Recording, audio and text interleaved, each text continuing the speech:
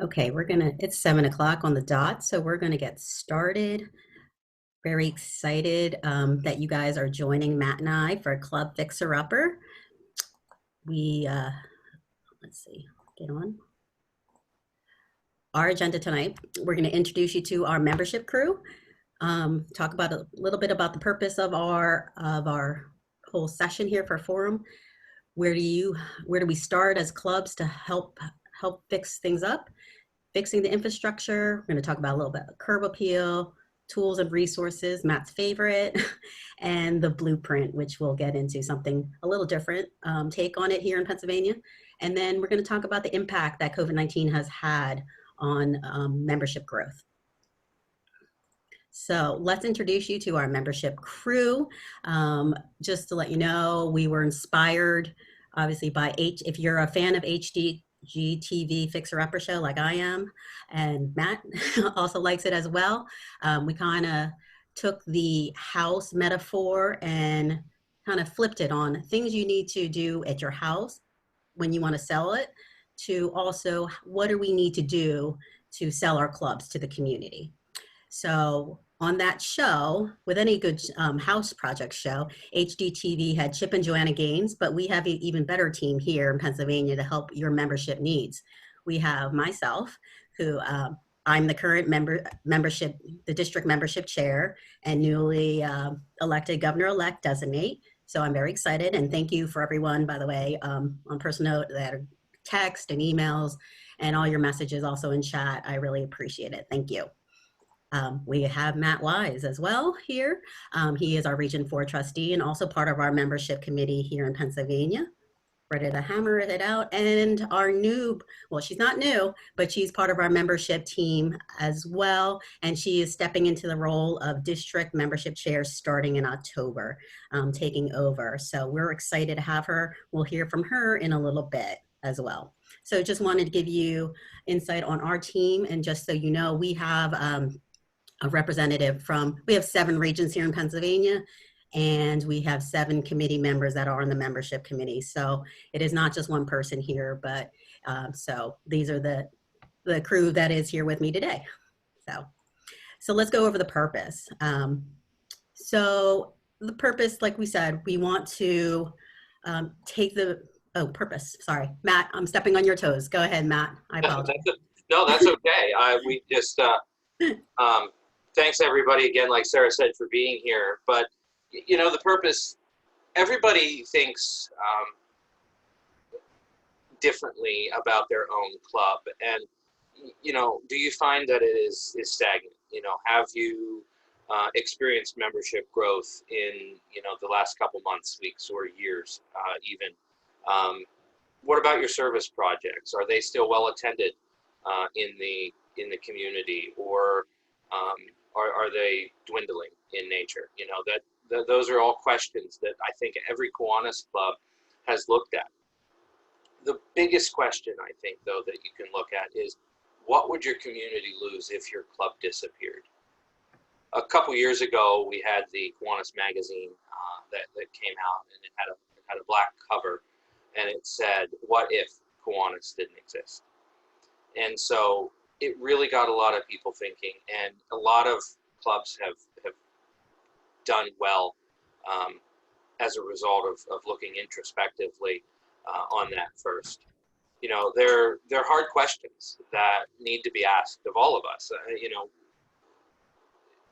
whether or not we are still seeing all of these great things like growth and popular attendance at everything, those are still things that we need to be aware of, because if we have that perspective on who we are and who we're serving in the community, it's going to be all the better. So, you know, we have to look at this as we're out there selling our club to the community. It's no different than when you're getting your house prepared to sell. You want to make it look appealing. You want to make it good on both the outside and the inside, so that it's appealing to the buyers.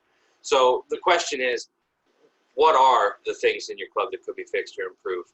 You know, we really need to think about what children in the community wouldn't be served. Right now, Kiwanis International estimates that about 203 children are served by one Kiwanian alone. You know, if you lose a club of 12 members, for example, that's 2,400 and some. You know, that's an astonishing number of children not served. And especially now, it is a time when these kids need us more than ever. You know, schools are in limbo in Pennsylvania and all over the country and the world right now, moving into the fall. What are they going to do for their next meal? A lot of times they plan on that for their meal. You know, they can't provide that. And so it's just one of those things that we need to make sure that we sell. So if you can, raise your hand in the Zoom if you've ever had to sell a house.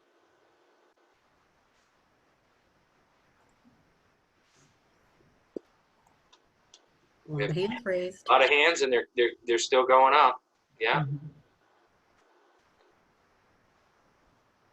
So far, you're up to 15. Yeah. That if you haven't, it's a process, and some people know it much better than others.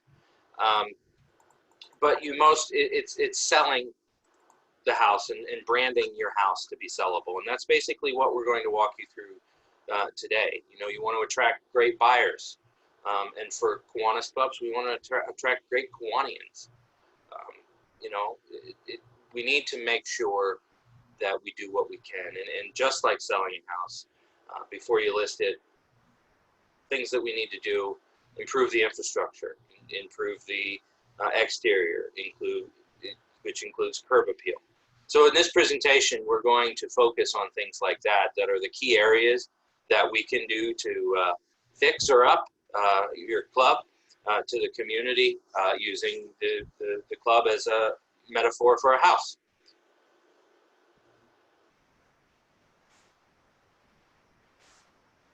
And so when you do that, where do you start? First, you decide to sell. So we're going to decide to sell our club to the community.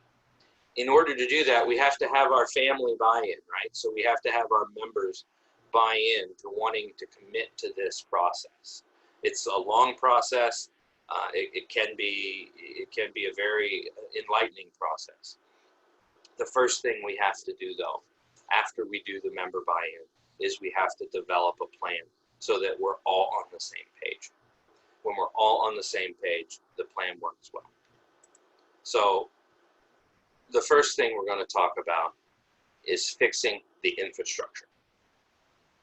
Any realtor or engineer or house inspector will tell you that when you're selling your house, you want to fix any issues with your infrastructure and your foundation because you're going to attract the best buyers, right? So you want to get the best buyers to pay top dollar. So it's no different in Kiwanis. We need to look at those things to be able to sell the club, because they're making an investment in us. Just as we as Kiwanis clubs are making an investment in our communities, our members are making an investment in us. So that includes leadership. New leadership. A lot of clubs continue on the same role over and over again. And, you know, with leadership, a lot of small clubs have that issue because it's the same people that step up to those roles. But that doesn't mean that they can't be flipped around. You know, maybe a long-term secretary wants to be president for a while, or maybe the long-term president just needs a break and wants to step down and do something a little differently. A change in scope is definitely important. There's other things, though, like the meeting date and time, as well as the format. You know, when you're looking at the people you're inviting into your club, does the date, time, and format work for them? Does it work for the existing members still? You know, those are all questions that are important to be asked, because a lot has changed. And in fact, in the last couple of years, the last couple months, I should say, the world's been flipped upside down. And so these are really prudent questions, even more so now than in the past. What about service? Is it relevant and impactful? One thing I've always said was just because we've done a service project for 30 years as a Kiwanis club doesn't mean that we need to do it for 31. Now, that doesn't mean that that's not an impactful and relevant service project. What that does mean is that we as a club need to take a hard look at that. And we need to figure out, is this something that is still impactful for the community that we're serving? And is it something that members are feeling passionate about? Because when they're passionate about our service projects, they want to go and tell others. And then another item that you would want to look at are club operations. You know, the things that we've been doing for years something we don't need to do anymore? What about, you know, do we sing? Do we pray? Think about that. Does that impact you negatively or positively? You know, a lot of clubs have fun with the singing, but think about what your club would look like to a person, a prospective member coming in. You know, what are we doing that might be confusing for them, or what might be a turnoff to potential members? And then also, what can we start doing? What are things that we're lacking that we need to start doing?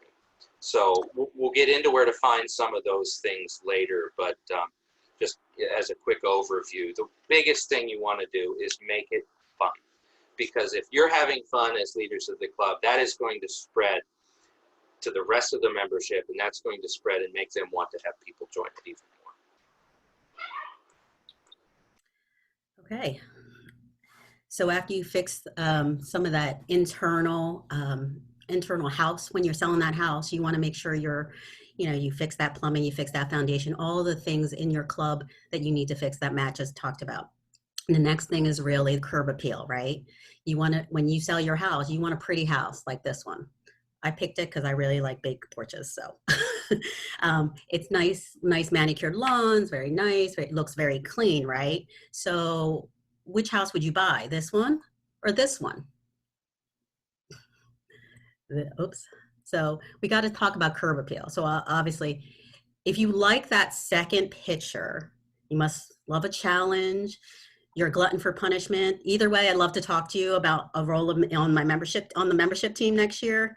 I think you'd be great. But for curb appeal, we want to make sure we present our club and brand our club properly in the community, right? So very similar to selling your house, what looks like from the outside, you want to get that top dollar, the great buyer to look at your house. You also want to track different types of members, right? So the power of branding, and you have to understand what your club is known for. Sometimes is your club known for your big, like big carnival or a pancake breakfast, or are you the best kept secret in town? If the latter, you need to, let's rectify that and get that word out. So the power of branding and having that brand strategy is really important. It seems like, it may seem overwhelming, but the power branding is key to this for Kiwanis. Here's some examples. Selling your club is, I have here, wearing Kiwanis apparel out, even if you're grocery shopping, not even at a Kiwanis event, just having logos on you and people stopping you, and asking what is Kiwanis. It's a perfect opportunity to practice that 1-minute speech, that elevator speech about Kiwanis. Don't discount regional and local newspapers. I know everything's online now, but they still have local papers that many people get. So putting articles out about what you're doing in Kiwanis is important. Something like PSAs, utilizing some local markets and local TV. In Philadelphia market's a little different than the Scranton market. So it might be a little easier to get more ads in those type of markets, but that's something that I know Kiwanis International, they had done some commercials. It doesn't mean that we can't do something like that here as a district or even locally. So I think that's also a great opportunity that hasn't been really utilized. I know a club, I put this down, is movie theater previews, and I forget which club it was, but they did a great job with When you go to the movies back in the day, pre-COVID, where you got to see the previews. This club put kind of a commercial right in front of the previews about their club and where they met. I think that was a great idea because you have a captive audience right there. So take a look at some new ways to advertise yourself. Also the church bulletins and flyers a simple flyer at a local coffee shop, hanging it on their community board is also a great idea. Just different ways to brand in a non-technical way there. But of course, we want to also use technology and social media. Technology is important in the real estate industry. They list everything online, and when you go and try to look for a house, what do? You're either on Zillow or all the various different apps. Technology is very key to selling in real estate, and you can see also on social media people selling. So utilizing that same strategy, we can use Facebook to share club ideas, show how all the amazing things that our club is doing, and also present, educational pieces of what is Kiwanis. Kiwanis International has already, short little videos on Kiwanis and some of the impacts we're having in the community. Why not share that on your Facebook page? Also, listing your events on community bulletin boards that are also online is also a nice tool. One of the examples I use sometimes is nextdoor.com. That's each community might be on there, and you can just post different things like you're having an event or you're looking for volunteers. I had posted things there looking for used books for our one of our libraries that we're building, and I got a lot of hits. People who are cleaning out their homes during the quarantine. I got a lot of children's books in my basement. So it's just a great opportunity to even brand Kiwanis and kind of let them know, hey, Kiwanis is looking for books. It's not very simple. So there are those types of sites. These are free. But more discussion on the use of technology and social media will be on our Wednesday night Tech Talk, which is the Tech Talk forum at 7 p.m. And that would be with Tiffany Callaio and myself. So definitely join into that. We'll talk a little bit more about how we can utilize technology for branding. But it definitely will elevate your club and brand that club even further in the community. So along those lines, we will have Matt talk about some tools and resources. Thanks, Sarah. Some of my favorite things to talk about, so this is why this was really exciting for me. But in all seriousness, the one thing that we really found a lot of value in and clubs really enjoyed over the last year were what we called or referred to as boost workshops. Maybe now we can start calling them something like Club Fixer Upper workshops. I don't know, and we could take that show on the road. But it was an in-person seminar workshop that we worked on throughout the year, and really we developed it and made it Pennsylvania. It was something that came to us originally from the West Virginia district, and the Pennsylvania district took it and turned it into what we have it as Boost Workshops. And the Boost Workshop talks about everything that it takes basically to do what it is that we're talking about today. It is a way to polish up your club and make it ready to go out into the community and ready to accept new members. But the other thing that's important is not only how your club is seen in the community, but it's also how it's seen among its members. A lot of times this is the more difficult project to take on, because when we're looking at ourselves, a lot of us have been in the club for a long time. A lot of us have been in the club for just a few years. A lot of us have been in the club for maybe just a couple months. And we all have a different perspective. And so that's why it's important to do a member survey. It's a way to access what it is that your members want to create, what programs they would like to see developed, as well as what projects that will engage them to be passionate in the community. There's a couple different ways you can do this. There's a way that you could do it in paper form at your next meeting. Just pass it out and have it all come back. anonymously. You could do a Google Doc form. Again, that's technology that can be utilized, and the district has the ability to help you, guide you through those things, as well as surveymonkey.com. And those are more virtual options that might be better off right now.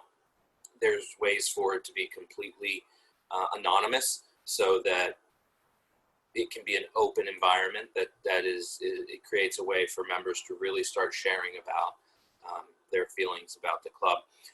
Another trick with that, I guess, or not trick, but a best practice would be to utilize your lieutenant governor, your trustee, your membership team coordinator, membership chair, or just an outside person to administer the survey and get the results back and compile them for you. And then another great one is the ACE tools, which is referred to as ACE. They're the Achieving Club Excellence tools. There is a fantastic website dedicated just to these ACE tools. They have things that allow you to do exactly what we're talking about today. Look at our club from the outside in and the inside out, and make sure that we sturdy up that infrastructure that's important. One of the best things that's there is a community analysis that I talked about earlier, about being able to reach out and determine the new needs that are in your community, because as the community changes and evolves, so do the needs of the children and the families in which we serve. And to be able to know what those needs are, we have to be connected to the community. There's a link right there that talks about club strengthening. It's endless. You could spend days on there. And if you need any help with any of those, please contact us. We would be happy to help, even come to a program with you, whether it's virtual or in person. We'll work with you on that to walk you through some of those activities. They are actually great activities to use as a program for your club. But next, we're going to talk a little bit more on the actual blueprint or the plan. Sarah? Thanks, Matt. So we call it the blueprint. Just like in any house, when houses are built or revamped, there's a blueprint that you want to follow, or try to put a plan in action, right? If you want to create a new kitchen, there's a plan, right? So taken that same concept, we wanted to create a club strategic planning guide. What we did here in Pennsylvania is simplified a form, which I'm going to show you shortly, an example, but utilizing it, I think this is a great coaching tool for our lieutenant governors that are coming up, or any club leaders that are willing to help evaluate the clubs. What it is a tool to, very short form, to really identify our strengths, weaknesses, and opportunities and threats in the club. So that might seem overwhelming, but really digging deep, I'm going to show you an example of one. And then after you, as a board or as a club, discuss what you guys feel is your strength, weakness, or opportunities and threats, we look at what are the short-term goals. So many strategic plans look far out, maybe 5 years, 1 year, 5 years. That could be a little daunting for a club when the immediate need is now. So I always recommend maybe short-term goals, 30, 60, 90-day plan. Break it out so it is not that overwhelming. So we look at short-term goals and we provide some due dates on that. And then we go and assign some action steps, just like, building your kitchen. There's some action steps. I got to buy the cabinets. I got to, pick out a color, things like that. These are action steps that we need to achieve those short-term goals. So I'm going to share my PDF with you. So I'm going to go to, whoops. All right, so Matt, we're good. We can see my screens. Yeah, you see the PDF, Matt? Yes, yep. Okay, so here is a blank strategic planning worksheet that I have utilized with a couple clubs in Region 7. that working with the board and getting them to really dig deep and really find out what their strengths, their weaknesses, or some opportunities they might want to look at, identify in their community, and some of the threats, some competition. Do you have a Rotary? Do you have some other strong service organizations, or is there other threats that other organizations that are threatening maybe the growth of Kiwanis? So these are things that we want to identify, and we have this form. And because you guys are on this, you guys will get a PDF version of this so you guys can review it as participants. And then later, the rest of the gang will be getting it on the pakiwanis.org site. So thanks for joining. This is your prize. This is your gift from us. But we start with a SWOT analysis here, and then I take the clubs through a coaching. It's only 2 pages. Then I ask the club, okay, there's some opportunities, some threats. What are the goals? What is a specific goal that we can do, and what is your target date? Like we want to have it that short-term goal, increase, an example, increase their membership by 10% by June 1st. Might be achievable, depending when you're coaching. So that was just an example. And then the action plan, again, these are all fillable, and that can be used on a Mac or a PC. What are those actions that the club must commit to? And I use the word commit because we have to have that member buy-in, which Matt talked about early on. And we want to have that commitment all the way through into these action plans. So I want to share a completed one that I have done. I've kind of tried to strip out some of the names out, but so this is the Kiwanis Club of a local club, some of a local. We met on March 1st, and some of the strengths that they identified here, they feel they had active engaged membership, diverse membership abilities. They community connected members, that a lot of the members were, they held some leadership in other parts of the community, which was great. Some of the weaknesses, their lack of established procedures, some finances, lack of total members. They had a lot of members, but in any club, maybe 6 of them are really the active one. So how do we engage? This is relevant for all clubs. We hear this a lot. How do we engage our existing members? So lack of the total participation. So this came from the board. I was just kind of taking notes. So it kind of came through, and really getting what this really does is opens the conversation with your board or your club. And so some of the threats were there was a Rotary, a strong Rotary in that area. They thought, burnout was the biggest threats. But they looked at some opportunities here, utilizing some more resources at the school district, a mentoring program. Some of the non-public schools, Catholic schools weren't being reached out to, daycares, churches, daycare twice. So these were things that they talked about. So it was great to have that conversation. And then we gave them exact dates and times here. I didn't create these goals, they created. So they had the member buy-in that they chose this, and they have updated, actually, this is the second round. And I know if this looks familiar for some of the clubs, but it was updated. So one of them is the establish a true membership committee and co-chairs, and they had till May 31st. And I believe they achieved that. They want to increase their membership by 10%. That's a great goal by September. So as you see, the due dates are all in 2020, very short-term goals. And then branding is obviously a continuing effort, but they wanted to start doing that. So it just shows, I don't need to read all of them, but they just show all the different specific goals they're doing. And then the action plans, discuss with Mary Smith to co-chair the membership committee. Like, they were very specific on who they wanted to talk to. So I even had an action plan because they didn't know about having a club policy for youth protection. So sending as a coach to this club, I sent them that and they ran with it. So these are just things that'll help them internally. And I think I will say they are making some great progress with that. So that's what we're calling our blueprint. It's just a tool that we simplified. I know KI has many resources, but we pulled it together, just wanted to be very specific on what we wanted to work with the club. It was definitely a simplified coaching tool, if you will. So I will send that to everyone.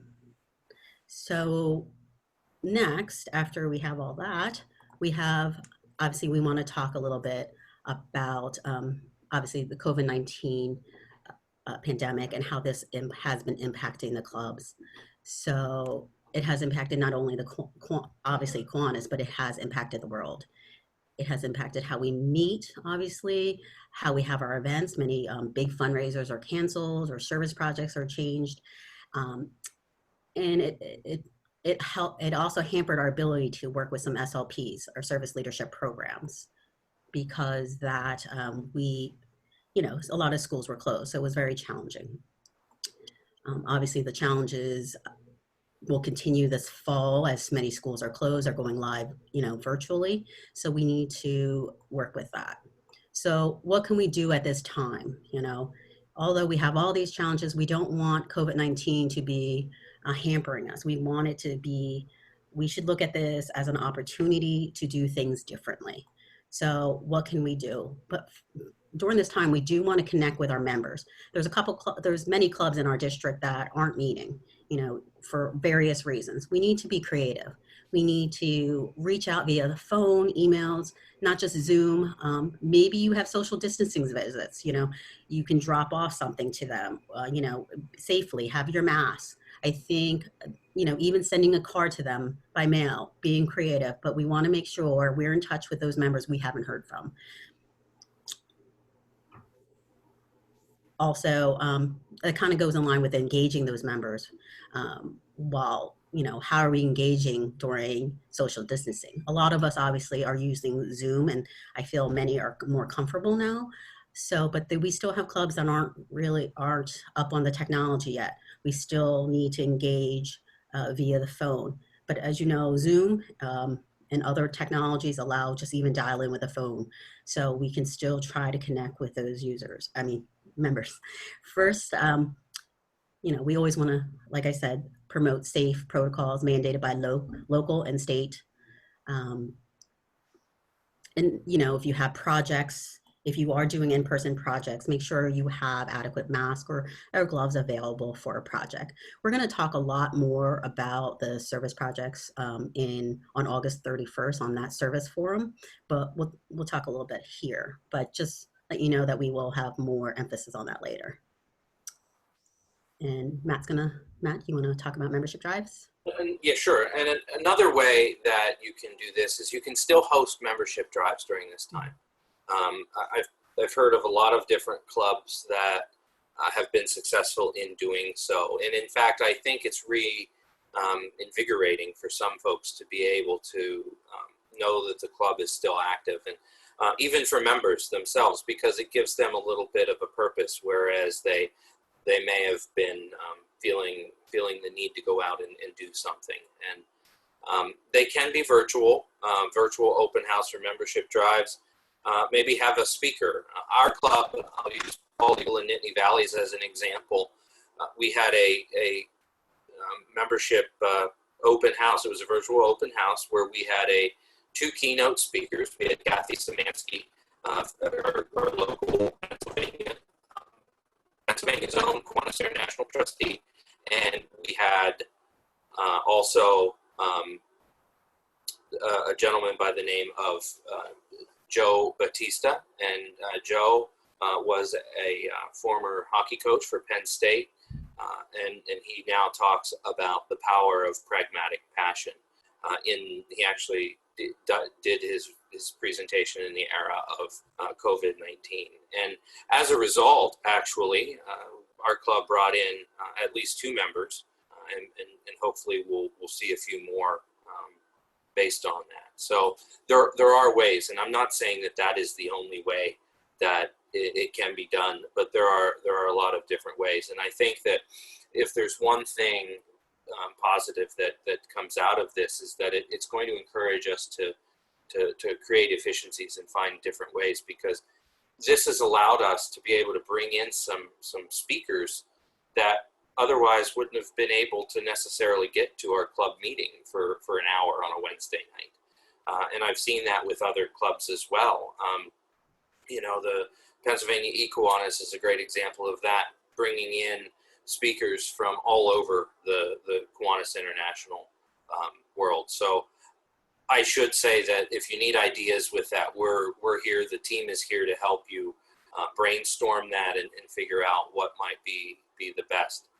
The other important thing that you should do is evaluate your existing signature projects, or just your existing projects as a whole.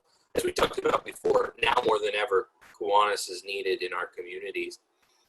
What will have to change, though, with what we do to ensure that everyone is safe? Will pancake breakfasts for our fundraisers be the same?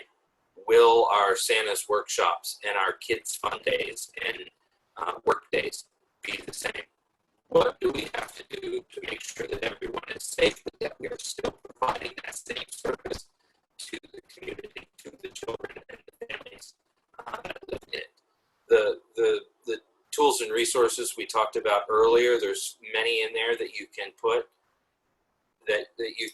a, I guess, spin on with COVID-19.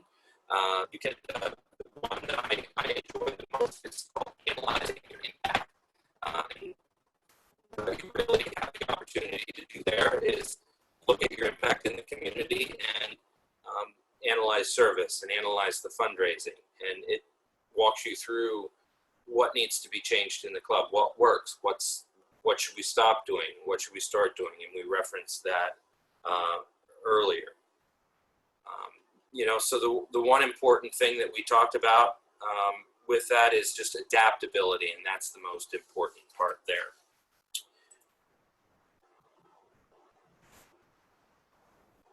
And so my next screen here, having just a little bit of a difficulty. There we go. If you go to the COVID-19, or if you go to the Kiwanis.org website, they have under member resources an entire section just for virtual club resources. It's everything from Zoom backgrounds to online meeting opportunities to anything you can think of. Sorry, Matt, you're breaking up a little bit. Matt? Okay. I don't know if you heard Matt. Yeah, this is the new COVID. If you haven't seen it, check out the KI website. It is there is new virtual club resources right there on the bottom. If you go to kiwanis.org/clubs/member-resources, it's a brand new part, virtual club resources, and actually they have some great webinars. I just watched one on virtual fundraising. It was a really good one. So check out those type of resources. They're free and it's excellent that Kiwanis International already had that. So in case you didn't hear Matt saying there's some storms rolling by him, so that might be it. But so our guest star is Tiffany Callaio here. As you know, she will be the next membership chair in 2020-21, starting October 1st. So Tiffany. Hi, everybody. Thank you for having me. It's exciting. I'm really excited to come on board and work with everyone and help every club, meet their goals and reach their goals. So on here, some of our initiatives that we're as a team going to be working on. Our number one right now is supporting those clubs that are below charter strength. And everyone hopefully knows that below charter strength is at 15 members. So we have a lot of clubs right now that are either right at 15 members or below it.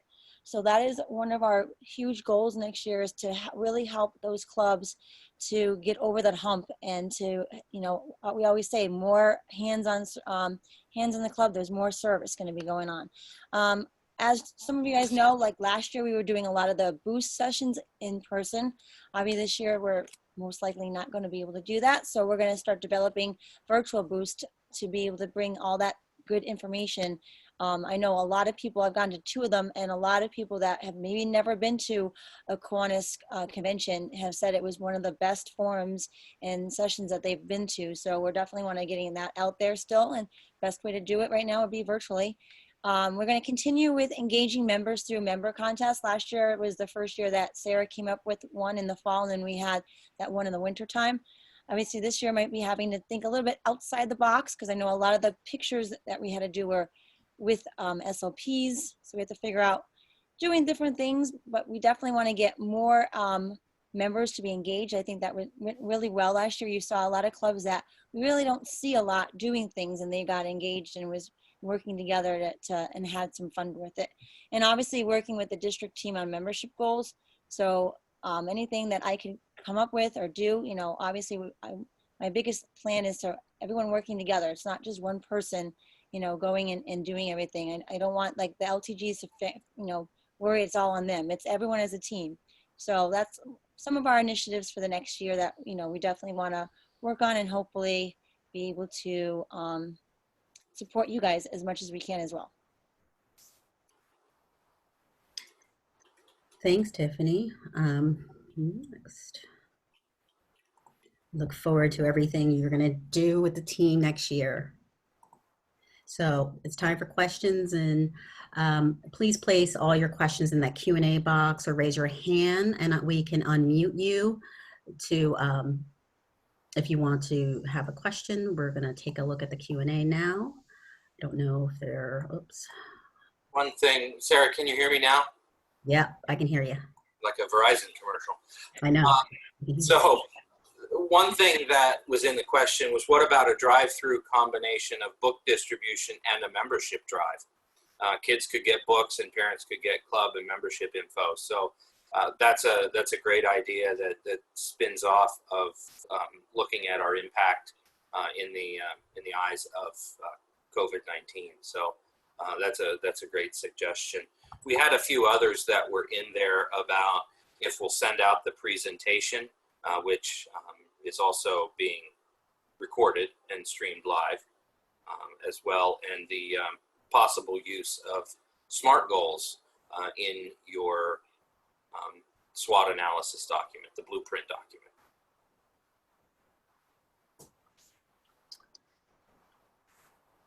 Right. I think there was also a question in chat regarding the strategic plan, the simplified form on those two, and about lieutenant governor training. You know, we're in discussions, I know, with Tiffany to see what we can incorporate with Emily Sharp on that. The agenda has not been defined completely yet, but we're hoping to make sure that is included.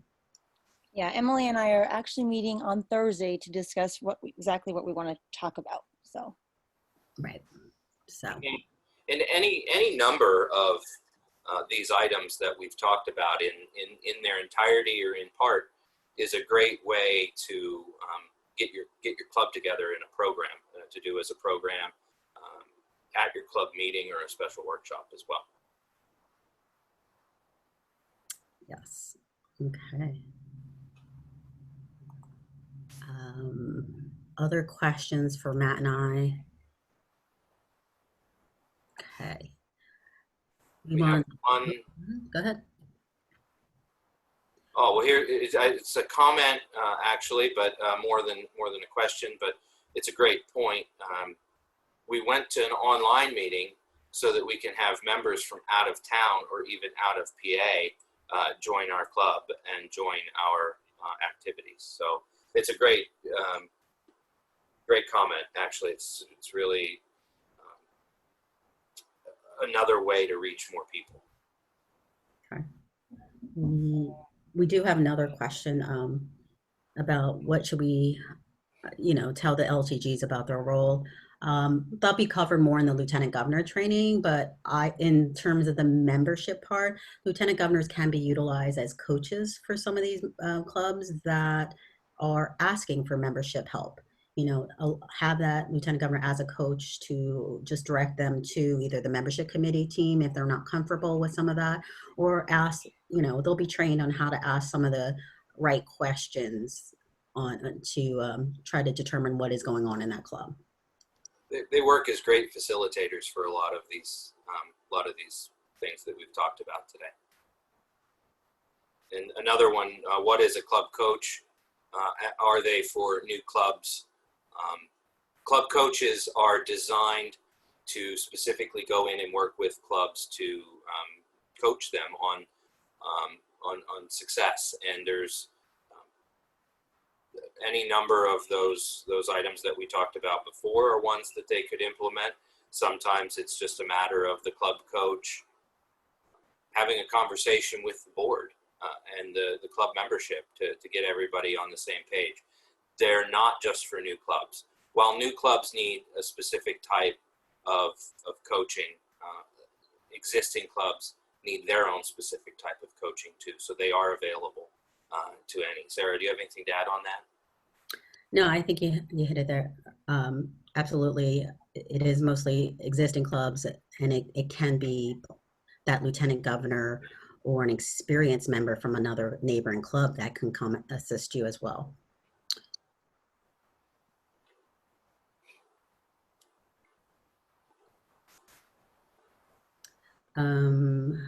We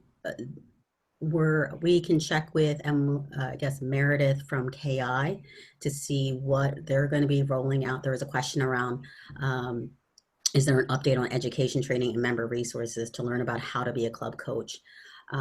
That's something that you can direct your questions to Meredith, and I can't remember her last name right now, in KI. She is the trainer. If they have an ETA on any new club coaching training, we can also find that out as well and post that out.